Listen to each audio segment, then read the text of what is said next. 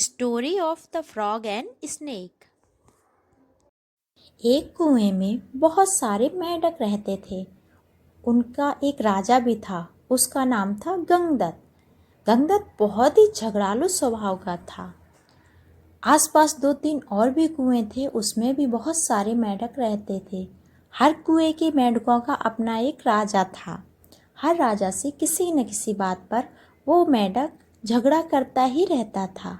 वह अपनी मूर्खता से कोई गलती करता और बुद्धिमान मेंढक जब उसको रोकने की कोशिश करते तो वो अपने मेंढकों से उसे पिटवाता।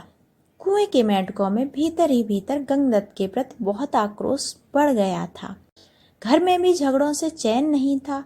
अपनी मेंढकी को वह अपनी हर मुसीबत के लिए दोष देता रहता था। एक दिन गंगदत्त पड़ोसी राजा से खूब झगड़ा करके आया। गंगदत्त ने अपने कुएं में आकर बताया कि पड़ोसी राजा ने उसका अपमान किया है और अपमान का बदला लेने के लिए उसने अपने मेंढकों को आदेश दिया कि पड़ोसी कुएं पर हमला कर दें।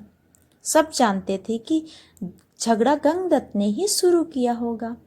कुछ सयाने मेंढकों ने तथा बुद्धिमान मेंढकों ने एक साथ एक स्वर में कहा, राजन, पड़ोसी कुएं में हमसे दुगने मेंढक हैं। वे हमसे स्वस्थ व अधिक ताकतवर हैं। हम ये लड़ाई कभी नहीं जीत सकते। गंगदत्त सन्न रह गया और बुरी तरह तिल मिला गया। मन ही मन उसने ठान ली कि इन गद्दारों को भी मैं सबक सिखाऊंगा। गंगदत्त ने अपने बेटों को बुलाकर भड़काया, बेटा, पड़ोसी राजा ने तुम्हारे पिताश्री का बहुत अपमान किया है। जाओ उस पड़ोसी राजा के बेटों की ऐसी पिटाई करो कि वे सब के सब चल भी न पाए। गंगदत्त के बेटे ने एक दूसरे का मुंह देखा। आखिर बड़े बेटे ने कहा, पिताश्री, आपने कभी हमें टर्राने की इजाजत तक नहीं दी। टर्राने से ही मेंढकों में बल आता है, हौसला आता है, जोश आता है। आप ही बताइए कि हम ऐसे कैसे उनसे जाकर झगड़ा करें, कैसे उनकी पिटाई करें। अब गंगदत्त सबसे चिढ़ गया था। एक दिन वह कुर्ता और बड़बड़ाता कुएं से बाहर निकल गया, इधर उधर घूमने लगा और तभी उसने देखा कि पास में ही एक बिल है और उस बिल में एक भयंकर नाग भी रहता है और उसकी आंखों में उस नाग को देखकर चमक आ गई।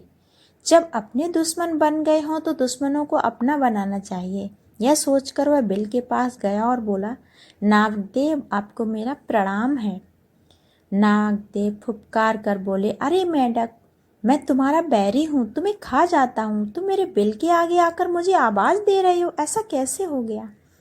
गंगदत्त बोला, हे नाग, कभी कभी शत्रुओं से भी मित्रता करनी पड़ती है। जब अपने दुख देते हैं तो मेरी अपनी जाति वालों और सगों ने मेरा इतना अपमान किया है कि उन्हें सबक सिखाने के लिए मुझे तुमसे मित्रता करनी ही पड़ी। मुझे तुमसे सहायता चाहिए। तब नाग ने बोला, मैं तुम्हारी कैसे सहायता कर सकता हूँ। तब गंगदत्त ने कहा, मैं तुम्हें इतने मेंढक खिलाऊंगा कि तुम कभी खाने के लिए इधर उधर नहीं भटकोगे। नाग ने शंका व्यक्त की, पर मैं पानी में तो नहीं जा सकता, उन्हें पकड़ूंगा कैसे। गंगदत्त ने ताली बजाई, नाग भाई, यही तो मेरी दोस्ती तुम्हारे काम आएगी।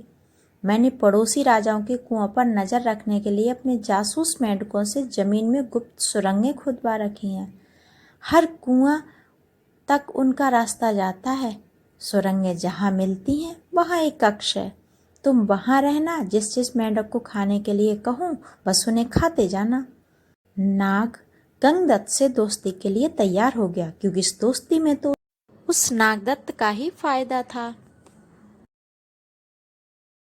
ऐसे ही नागदत्त हर दिन एक सुरंग के बाहर बैठ जाता और एक मेंढक को खा जाता। गंगदत्त ने पहले सारे पड़ोसी मेंढक राजाओं की प्रजाओं को खाने के लिए कहा। कुओं के सारे मेंढकों को धीरे धीरे खाने लगा। नाग कुछ ही सप्ताह में सारे कुओं के मेंढकों को खा गया। जब सारे कुओं के मेंढक समाप्त हो गए तो नाग गंगदत्त से बोला, अब किसे खाऊं, जल्दी बताओ। 24 घंटे पेट फुल रहने की आदत पड़ गई है ना मेरी, अब मैं भूखा नहीं रह सकता।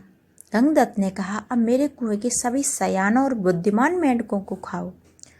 वह खाए जा चुके तो प्रजा की बारी आई। गंगदत्त ने सोचा, प्रजा की ऐसी की तैसी हर समय कुछ न कुछ शिकायत करती रहती है। उसको भी खाने के बाद नाग ने खाना मांगा तो गंगदत्त बोला, नागमित्र, अब केवल मेरा कुटुंब और मेरे मित्र ही बचे हैं। अब सारे मेंढक खत्म हो गए तो अब तुम चले जाओ यहाँ से। तब नाग ने फन फैलाकर कहा, मेंढक, मैं अब कहीं नहीं जाने का, अब मैं यहीं रहूँगा। यह सुनकर गंगदत्त की तो बोलती बंद हो गई। उसने नाग को अपने मित्र खिलाए, फिर उसके बेटे नाग के पेट में गए। बेटे खाने के बाद नाग बोला, और खाना कहाँ है गंगदत्त? गंगदत्त ने डरकर मेढकी की ओर इशारा किया। गंगदत्त ने स्वयं के मन को समझाया, चलो बूढ़ी मेढकी से छुटकारा मिला। मेढकी को खाने के बाद नाग ने मुंह फाड़ा, खाना। गंगदत्त ने हाथ जोड़े, अब तो केवल मैं ही बचा हूँ, तुम्हारा दोस्त गंगदत्त। नाग बोला, तू ही कौन सा मेरा सगा है, मैं तुझे भी खाऊंगा। और ये कहते हुए नाग गंगदत्त को भी खा गया। एक उसकी गलती ने सारे परिवार के साथ साथ उसके पड़ोसी, उसकी प्रजाति को ही नष्ट कर दिया। इसलिए हमारी लड़ाई सिर्फ अपने तक ही रखनी चाहिए।